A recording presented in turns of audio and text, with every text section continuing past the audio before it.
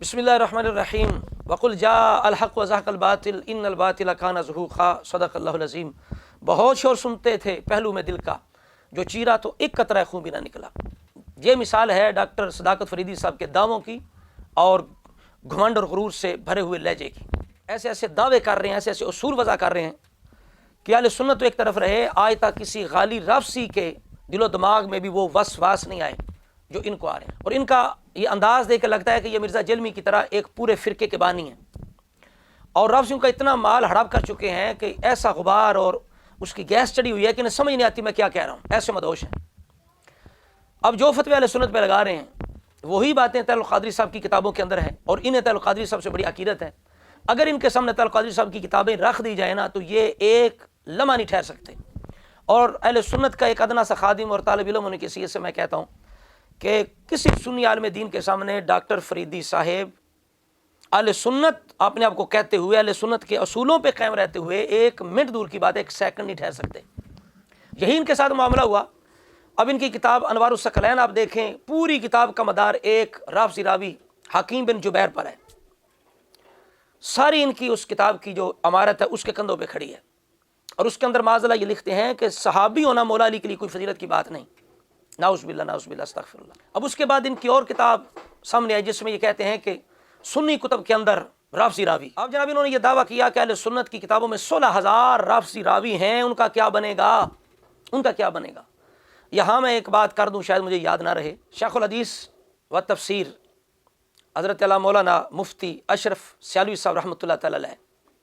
انہوں نے جو تحفہ حسینیہ لکھا ہے نا، اس کے اندر انہوں نے ابن شہاب زہری پر جو کلام کیا ہے وہ کلام دیکھنے والا ہے، وہ اہل علم حضرات ضرور اس کی طرف رجوع کریں، اس کا ضرور ایک دفعہ مطالعہ کریں۔ اب یہ فریدی صاحب کہہ رہے تھے جی 16,000 راوی ہیں، تو یہ فیضان روافظ ہے، فیضان روافظ ہے، یعنی خود ان کو اتنا فیضان روافظ ملا مال کی صورت میں، اتنا ہڑپ کر گئے، اب اس کی نمک حلالی کے لیے بار بار یہ جناب یہ رٹ جو ہے لگائے رکھتے ہیں، یہ عادی ہو چکے ہیں فیضان روافظ فیضان روافظ، چونکہ انہیں پہنچ چکا ہے نا، اہل سنت محتاج نہیں رافضیوں کے، یہ آپ کا خیال ہے، وہم ہے، سمجھ آ رہی بات کی؟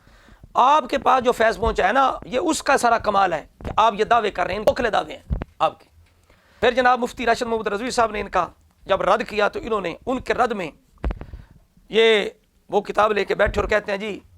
بسم اللہ کرتے ہیں، جی شروع کرتے ہیں کہ چونکہ تمہارے نزدیک جو بدعت کبریٰ کا مرتکب ہے، جو صحابہ کرام کو سب و شتم کرتا ہے، گالیاں دیتا ہے، جو غالی رافضی ہے اس کی روایت لینا حرام ہے، تو میں غالی رافضی پیش کرتا ہوں۔ آپ نے کہا تھا کہ نہیں لی گئی وہ حدیث جو رافضی راوی جو غالی قسم کے رافضی تھے، جو اصحاب رسول علیہ رضوان پر سب و شتم کیا کرتے تھے، جو بدعت کبریٰ کے مرتکب تھے، تو آج ایک راوی کا تذکرہ آپ کے سامنے فقیر کر رہا ہے جو سب سے بڑی بدعت کا مرتکب ہوا ہے آپ کے ہاں، وہ یہ ہے کہ وہ خال المولویون، مولویوں کے خاص کر نواسب کے وہ ماموں ہیں، معاویہ بن ابی سفیان، یہ ماموں جان ہیں آپ کے، ان پر یہ شخص جس کو میں تذکرہ کر رہا ہوں یہ اعلانیہ گالیاں نکالا کرتا تھا، اعلانیہ، آپ یہ پڑھیں میزان الاعتدال کے ساتھ ساتھ تہذیب و تہذیب پڑھیں، اعلانیہ گالیاں نکالا کرتا تھا۔ اس کا نام ہے جریر بن عبد الحمید الزبی رافضی، اور امام قتیبہ کہتا ہے کہ یشتم معاویہ اعلانیہ، یہ معاویہ کو اعلانیہ گالیاں نکالا کرتا تھا۔ تو میری جان یہ آپ کے نزدیک مرتکب بدعت کبریٰ ہے، اب اس کی روایت لینا حرام ہے آپ کے اصول اور ضابطے کے مطابق، لیکن مفتی صاحب تعجب تو اس بات پر ہے کہ آپ نے کبھی گریبان میں جھانک کر دیکھا ہی نہیں ہے۔ اسی راوی یہ جو سب سے بڑی بدعت کا مرتکب ہے، جس کو اعلیٰ حضرت کے فتوے کے مطابق جہنم کا کتا کہا جاتا ہے، کہ اعلیٰ حضرت نے کہا جو معاویہ پر سخت کلامی کرے وہ جہنم کے کتوں میں سے کتا ہے۔ اب اس جہنم کے کتوں سے، اس جہنم کے کتے سے کتنا فیضان لیا ہے سیاستہ کے مؤلفین نے؟ 700 سے زائد احادیث اس جہنم کے کتے کا فیضان ہے آپ کی سیاستہ میں۔ 126 اب جناب انہوں نے قتیبہ بن سعید سے یہ روایت کی، اب روایت یہ کہاں ملی؟ یہ امام ابو یعلا خلیلی رحمۃ اللہ علیہ کی الارشاد کے اندر ملی، اور امام خلیلی جو ہے یہ 5ویں صدی کے ہیں، قتیبہ بن سعید یہ 3ری صدی کے ہیں، درمیان میں 2 صدیاں ہیں، درمیان میں راوی کوئی نہیں۔ تو پہلا حضرت صاحب نے جو تیر چھوڑا نا، بڑے دعوے کے ساتھ سینہ چوڑا کر کے، دیکھو جی میں اب پیش کر رہا ہوں تمہاری جناب سیاہ سے ایسے راوی دکھاؤں گا جو خالی ہیں، جو بدعت کبریٰ کے مرتکب ہوں گے۔ حضرت صاحب نے پہلا جو تیر چھوڑا، پہلا جو کارتوس چھوڑا، وہی ٹھوس ہو گیا، اور ایک منقطع، ایک بیکار سی، ایک جناب ایسی ردی سی روایت لے کے بیٹھ گئے، گویا کہ پانی پہ محل جو ہے وہ بنا بیٹھے اپنی سوچ کا۔ اللہ تعالیٰ جزائے خیر عطا فرمائے شہزادہ غوث الورا پیر طریقت رہبر شریعت فخر السادات فخر اہل سنت حضرت علامہ سید ذوالفقار علی شاہ صاحب گیلانی دامت برکاتہم القدسیہ، انہوں نے جب ضرب حیدری لگائی نا، ان کے پہلے دعوے پر جو بنیاد تھی جس پر آگے انہوں نے جناب پتہ نہیں کیا کرنا چاہتے تھے،